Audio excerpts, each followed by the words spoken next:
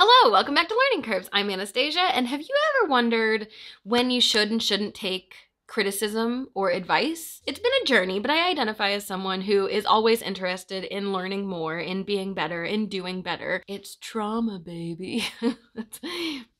I'm not always going to be able to see what I'm doing that's upsetting to other people or is not, in fact, helpful.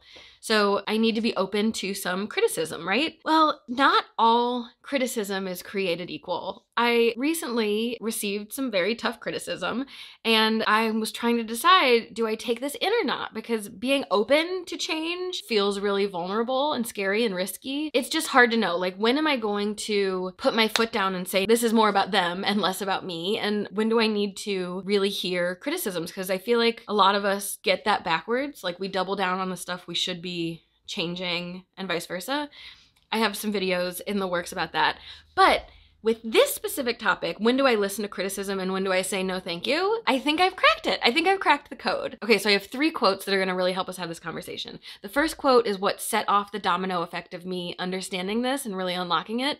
That was from Simon Sinek's Instagram account, and the post said, "Teach only if you are willing to learn." That made me think about another quote that I really like. I think I found that quote on Pinterest, and it said, "Don't take advice from someone who hasn't done the thing that you wanna do." And then all of this made me think about maybe my favorite quote of all time, which is from Yogi Bhajan. I finally learned who actually said it. And he said, "If you are willing to look at another person's behavior toward you as a reflection of the state of their relationship with themselves, rather than a statement about your value as a person, then you will, over a period of time, cease to react at all." Meaning, how somebody treats you or how somebody behaves has more to do with them than it does with you. So thinking about all these together, I realized the way that I decide whether or not to listen to a criticism is to consider the messenger.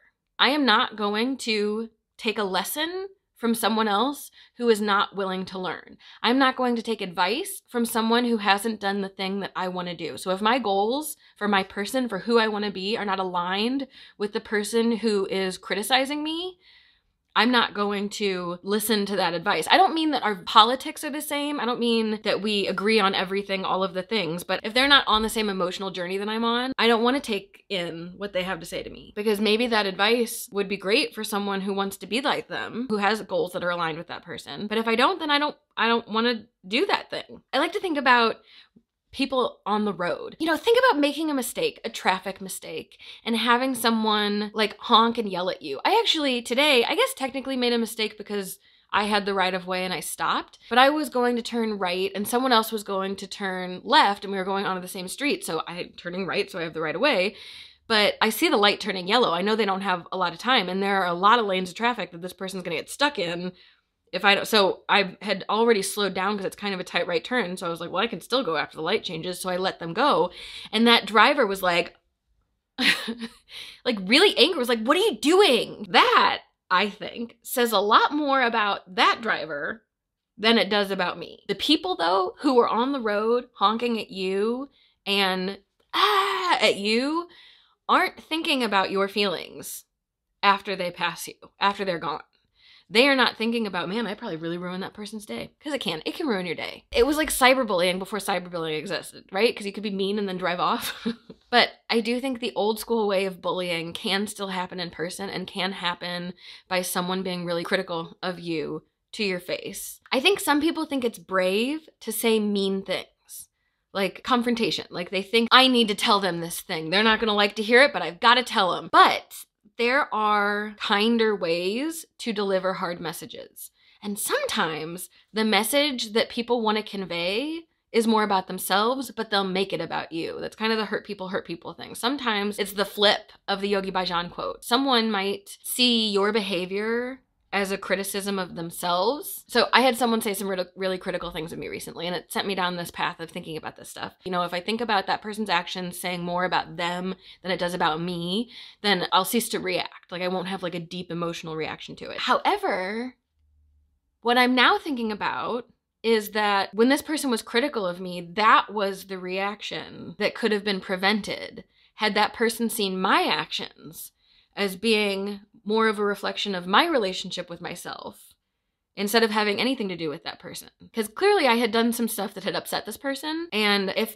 that person saw my actions being about me instead of being about them, maybe that person would not have reacted and definitely wouldn't have reacted with that gusto. So I have come up with 2 questions that I'm going to ask myself now when I'm considering whether or not to take in a critique.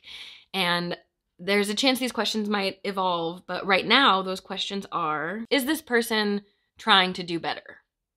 Like on a whole, not by critiquing me or criticizing me, but like, is this person on a journey to be better, to do better? And if so, is this someone that I respect or admire? If it's yes to both of those, then I am going to let that critique past the guards, past the gates, and really consider the message and do a lot of reflection. And if not, I'm going to say no thank you and consider that to be more about them than about me, more of their pain leaking out. I have one more quote I want to leave you with, and that is actually from a baby-led weaning Instagram account that I follow, New Ways Nutrition. On her account, she posted, "Behind every child is a parent who thinks they're failing." And I really think all people either aren't paying attention or think they're failing. That doesn't mean that we're all failing. That would be another video on this topic. I got a lot of things I'm thinking about right now. But that's it. Keep on keeping on. It's hard out there, especially when we're all maybe gathering for holidays, which we haven't done in years, maybe. And I think some of us have forgotten how to talk to people. It's already hard, and we're all out of practice. So good luck. Take care. That's it for this one. Thank you so much for watching. If you like this video, please like this video and please subscribe. I'll see you next time. Bye.